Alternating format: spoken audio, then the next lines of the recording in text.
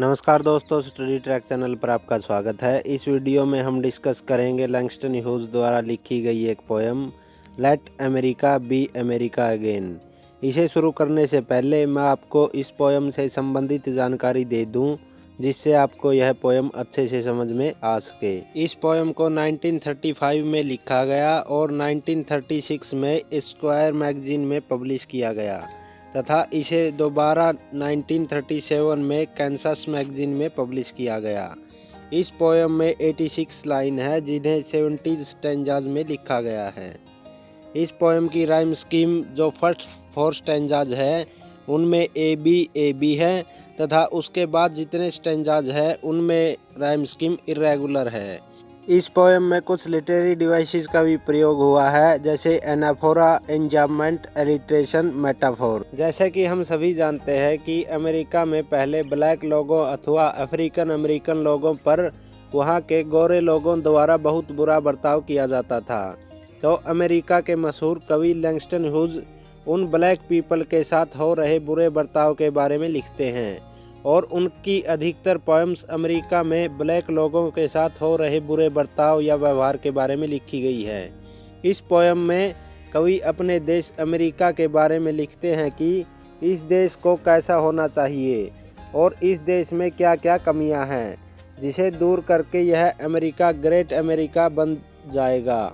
और जैसा कवि सोचता है कि ग्रेट अमेरिका में क्या क्या होना चाहिए, जैसे कवि अपने सपने में सोचता है और भविष्य में अमेरिका कैसा होगा जिसमें सभी सामाजिक भेदभाव नहीं होंगे। तो चलिए शुरू करते हैं पोएम का line by line analysis. Let America be America again, let it be the dream it used to be, let it be the pioneer on the plain, seeking a home where he himself is free, America never was America to me. इन लाइनों में कवि कहता है कि जिस प्रकार America के बारे में कहा जाता है कि इस देश में कोई नस्ल भेद या ऊंच नीच नहीं होती, परंतु यहाँ ब्लैक लोगों के साथ अव्यवहार किया जाता है, लेकिन वहाँ का प्रत्येक अफ्रीकन अमेरिकन या ब्लैक व्यक्ति यह मानता है कि या उनका यह सपना है कि उन्हें भी इस देश में बराबरी का हक मिले और उनके साथ भी किसी तरह का भेदभाव न हो। इस अमेरिका को सिर्फ ड्रीम्स में ही नहीं बल्कि रियलिटी में भी ग्रेट होना चाहिए। यह एक ऐसे घर की तलाश में है जहां यह खुद को आज़ाद या फ्री महसूस कर सके। कवि अफ्रीकन अमेरिकन लोगों की आज़ादी और उनके साथ हो रहे नस्ल भेद या रंग भेद को बताने की कोशिश करता है कि अफ्रीकन अमेरिकन लोगों के साथ भी अमेरिका में असमानता और उन्हें बराबरी का हक नहीं मिला है, जिससे सारे देश के लोग एक दूसरे से मिलकर नहीं रह सकते, क्योंकि ब्लैक लोगों को भी समानता और बराबरी का हक मिलना चाहिए। और कवि कहता है कि यह जो आज अमेरिका है, जिसमें इक्वलिटी का हक नहीं है और लोगों के साथ भेदभाव होता है, यह अमेरिका के लोगों का कभी भी सपना नहीं था, अथवा यह वह अमेरिका नहीं है जो हर अमेरिकन सोचता है। Let America be the dream the dreamers dreamed, let it be the great strong land of love, where never kings connive nor tyrants scheme, that any man be crushed by one above, it never was America to me. इन लाइनों में कवि कहता है कि America के सभी लोगों की यह सोच है कि किसी भी व्यक्ति के साथ भेदभाव न हो और सभी मिलजुल कर रहें। सभी मतलब ब्लैक और वाइट पीपल एक साथ रहें। यह अमेरिका एक मजबूत प्रेम की धरती की तरह हो, जिसमें केवल एक दूसरे व्यक्ति के प्रति केवल प्रेम ही प्रेम हो। और इस अमेरिका में न तो कोई राजा अपने काम में बुरा व्यवहार करे और न ही इस देश में कोई भी अत्याचार हो। वह इस देश में कभी भी कोई भी व्यक्ति किसी भी तरह के कमज़ोर न हो। अथवा कवि कहना चाहता है कि सभी लोगों को बराबरी का हक मिले और जिस अमेरिका में बराबरी का बर्ताव नहीं हो रहा है, यह कवि के ड्रीम का अमेरिका नहीं है। O let my land be a land where liberty is crowned with no false patriotic wreath, but opportunity is real and life is free. Equality is in the air we breathe. There's never been equality for me, nor freedom in this homeland of the free. इन लाइनों में कवि कहता है कि इस देश America को एक ऐसा देश बनने दो जहां फ्रीडम हो, लोग अपना जीवन आज़ादी से व्यतीत कर सकें और जो कोई भी इस देश का राजा बने वह फूलों की माला या हार पहनकर लोगों के सामने न आए, बल्कि अपने देश के लोगों के साथ प्यार भरे अंदाज में बातें करे या उन्हें संबोधित करे और इस देश में सभी लोगों के लिए बराबर के अवसर हो और उन्हें हक तथा सुख सुविधाएं प्राप्त हो और लोगों की ज़िंदगी या लोगों को कुछ भी करने की आज़ादी हो और देश में समानता का अधिकार सभी को मिले, जैसे गरीबी व अमीरी में कोई भी फर्क न हो। कवि कहता है कि उसने जो पहले अमेरिका देखा है जहां अफ्रीकन अमेरिकन लोगों के लिए कभी भी समानता या स्वतंत्रता नहीं दी गई थी और जिस अमेरिका को स्वतंत्रता की मातृभूमि कहा जाता है वह तो आज तक कवि ने देखी ही नहीं है। Say who are you that mumbles in the dark and who are you that draws your veil across the stars. इन लाइनों में कवि अमेरिका में रह रहे ब्लैक लोगों के बारे में कहता है कि तुम कौन हो जो इस देश में जिसे होमलैंड ऑफ फ्री के नाम से पुकारा जाता है, इसमें तुम्हारे साथ बुरा बर्ताव किया जाता है, और गोरे लोग कौन है जो इसी देश में बिल्कुल फ्रीडम से रहते हैं। क्या उन लोगों के लिए इस देश में भी वही नियम है जो ब्लैक अथवा नेग्रो पीपल्स के लिए हैं। आई am the poor white folded and pushed apart. I am the Negro bearing slavery's scars. I am the red man driven from the land. I am the immigrant clutching the hope I seek, and finding only the same old stupid plan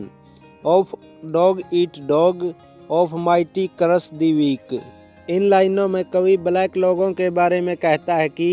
वे लोग बहुत गरीब, कम पढ़े लिखे और उन्हें अकेले छोड़ दिया गया है गोरे लोगों के द्वारा, और जो ब्लैक लोग हैं उन्हें नेग्रो बोला जाता है, जिनका काम केवल गुलामी करना और उन पर सिर्फ गुलामी करने का ही दाग है। फिर कवि कहता है कि ये जो ब्लैक लोग हैं या नेग्रो लोग हैं, इतिहास में ऐसा माना जाता है कि सबसे पहले धरती पर इन्हीं लोगों का जन्म हुआ था, जिसके बाद ये अलग अलग नस्लों में बदलते गए।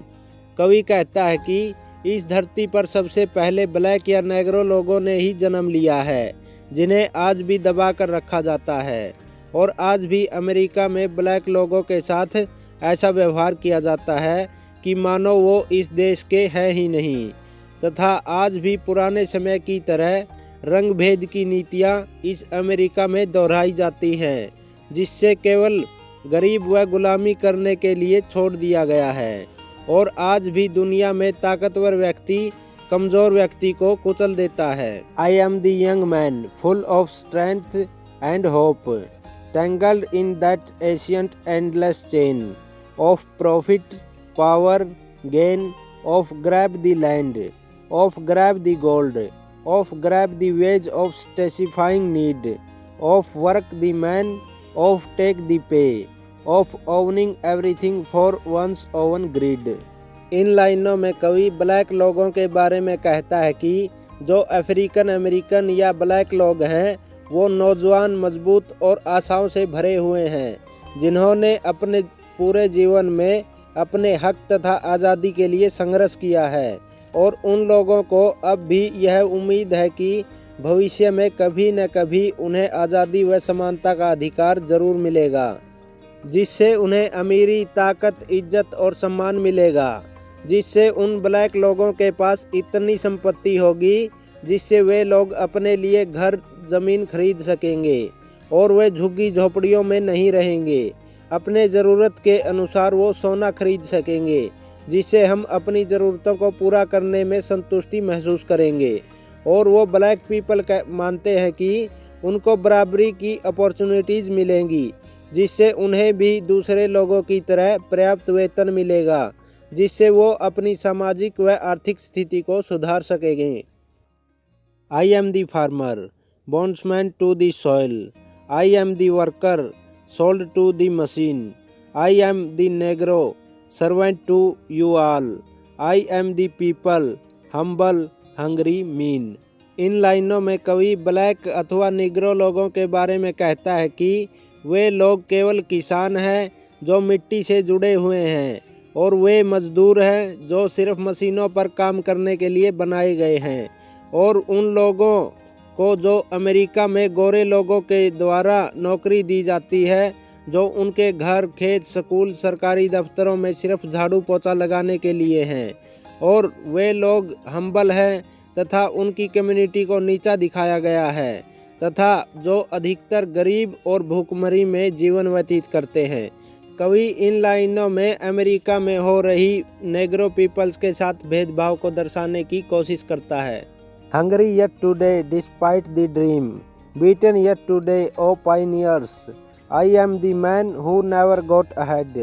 The poorest workers bartered through the years. इन लाइनों में कवि ब्लैक लोगों के ड्रीम्स व उन्हें किस चीज़ की भूख है उसके बारे में बताता है कि ये जो ब्लैक पीपल है अपनी आज़ादी व समानता के अधिकार के आज भी ड्रीम्स देखते हैं, और इन्हें बराबरी के हक मिले कि ये लोग आज भी आज़ादी की भूख में हैं, क्योंकि ये लोग आज भी गोरे लोगों द्वारा दबाए जाते हैं। ब्लैक लोग आज तक कभी भी आगे नहीं बढ़ पाए हैं, और ये लोग केवल नौकरों की तरह ही ट्रीट किए जाते हैं, जो लगातार कई वर्षों से केवल नौकरी ही कर रहे हैं और अपना जीवन गरीबी तथा भूखमरी में व्यतीत कर रहे हैं। इनकी समाज में कोई इज्जत भी नहीं करता, क्योंकि इन्हें नीचता के भाव से देखा जाता है। Yet I am the one who dreamed our basic dream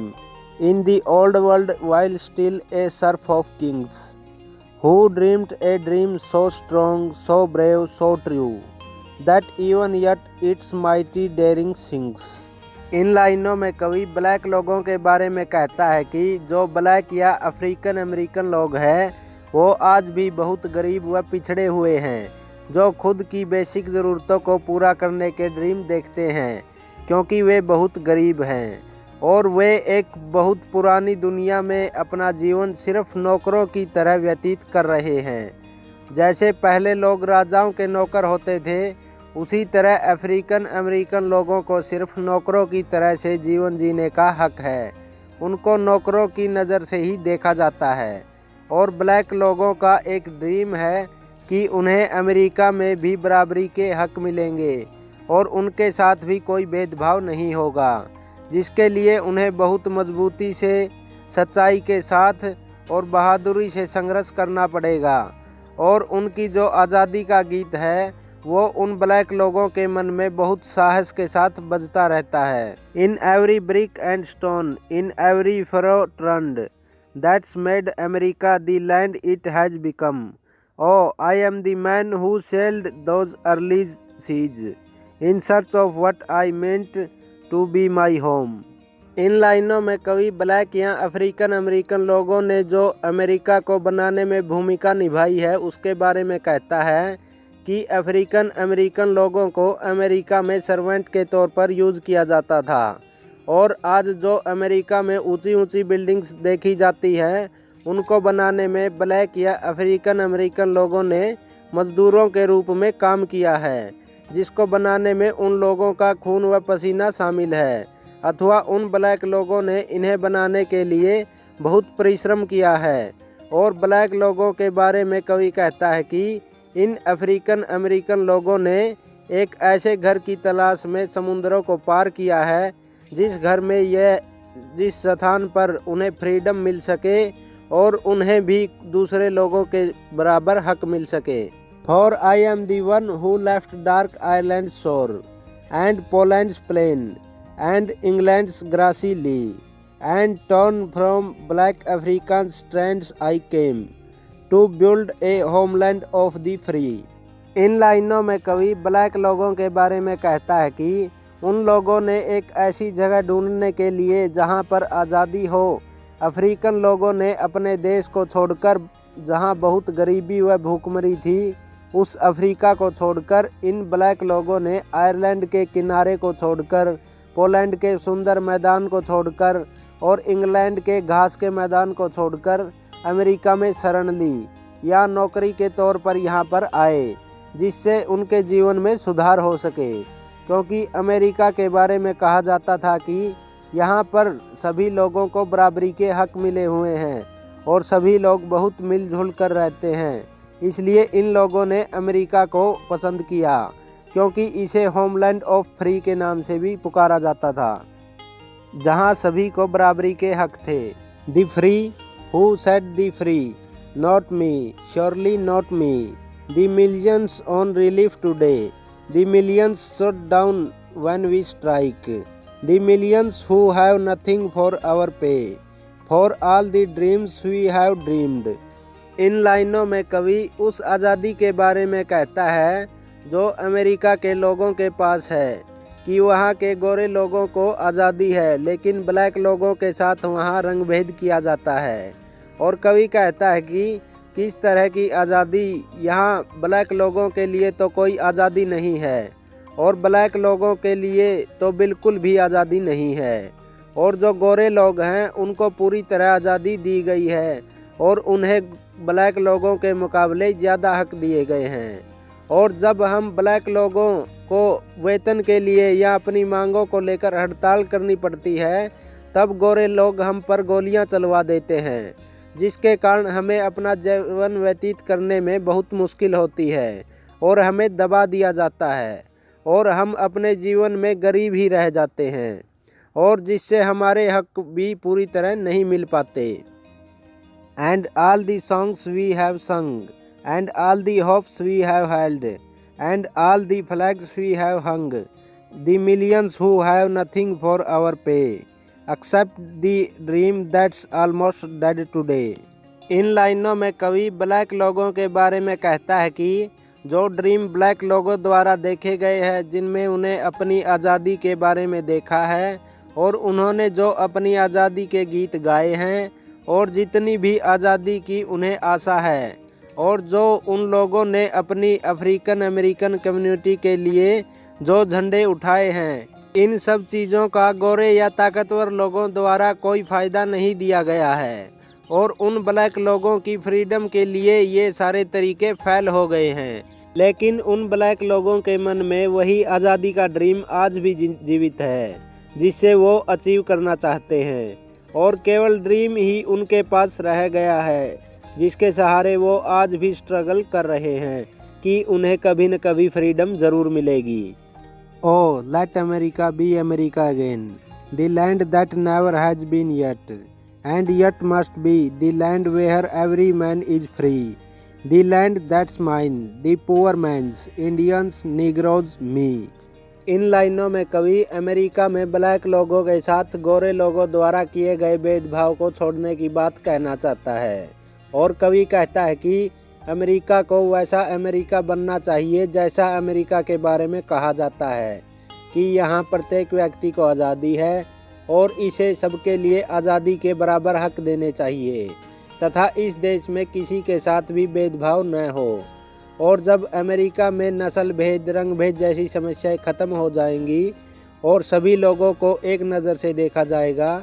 तो उस अमेरिका पर गरीब भारतीय और अफ्रीकन अमेरिकन या नेग्रो लोगों सभी को बराबरी के हक तथा सम्मान के अवसर दिए जाएंगे। तब यह अमेरिका पूरी तरह से होमलैंड ऑफ फ्री बन पाएगा।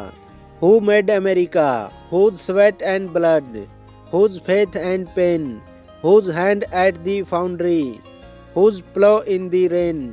Must bring back our mighty dream again. इन लाइनों में कवि जो अमेरिका को बनाने में ब्लैक लोगों ने भूमिका निभाई है उसके बारे में कहता है कि इस अमेरिका को इतना ताकतवर, महान और शक्तिशाली किसने बनाया और इस अमेरिका को बनाने के लिए किन लोगों ने अपना खून पसीना बहाया है,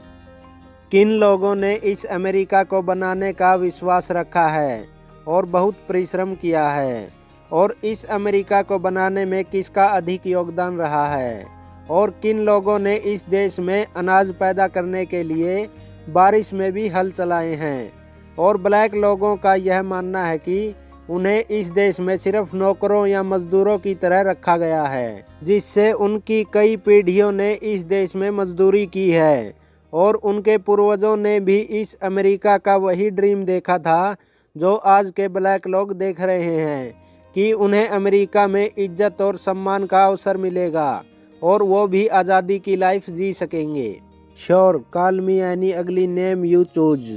the steel of freedom does not stain from those who live like leeches on the people's lives, we must take back our land again, America.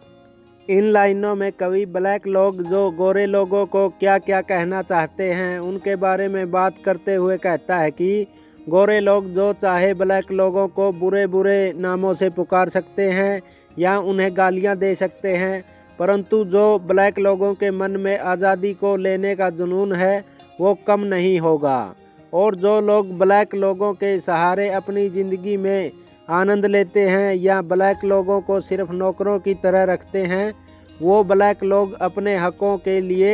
लड़ते रहेंगे और एक दिन उन ब्लैक लोगों की जीत ज़रूर होगी और वो अपने अधिकार व फ्रीडम को लेकर ही रहेंगे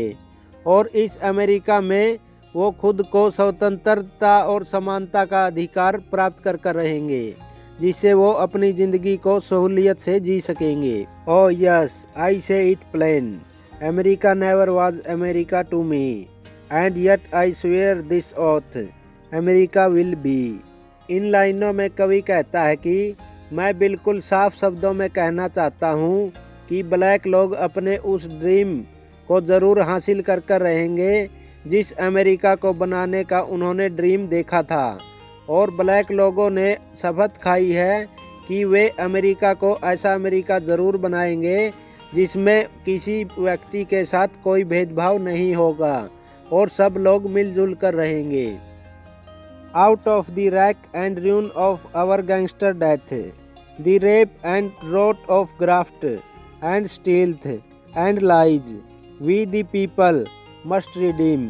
the land, the mines, the plants, the reverse,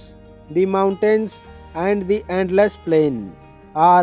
all the stretch of these great green states and make America again। इन लाइनों में कवि ब्लैक लोगों के बारे में बताता है कि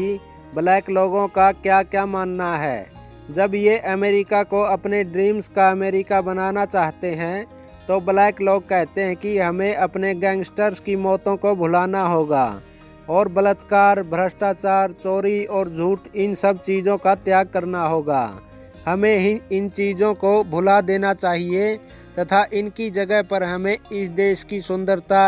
जैसे नेचुरल पार्क्स, खदानें, सुंदर पौधे, नदियाँ, पहाड़, इन चीज़ों को अपने मन में रखना चाहिए, जिससे हमारे मन की सफाई होगी और सभी लोग एक दूसरे से प्रेम करेंगे, किसी के प्रति कोई भेदभाव नहीं होगा और इन सभी प्राकृतिक चीज़ों में विस्तार करना होगा और यह अमेरिका फिर से होमलैंड ऑफ फ्री के नाम से पहचाना जाएगा तथा इस अमेरिका में सभी हंसी खुशी रहेंगे। इसी के साथ हमारी ये पोएम कंप्लीट होती है। यदि आपको यह पोएम अच्छी लगी हो तो लाइक, शेयर, कमेंट ज़रूर करें और ऐसी ही स्टडी रिलेटेड वीडियोज़ को देखने के लिए स्टडी ट्रैक चैनल को सब्सक्राइब करके साथ ही बेल आइकन को भी ऑन कर दें ताकि हमारी वीडियोज़ का नोटिफिकेशन आपको मिल सके। धन्यवाद।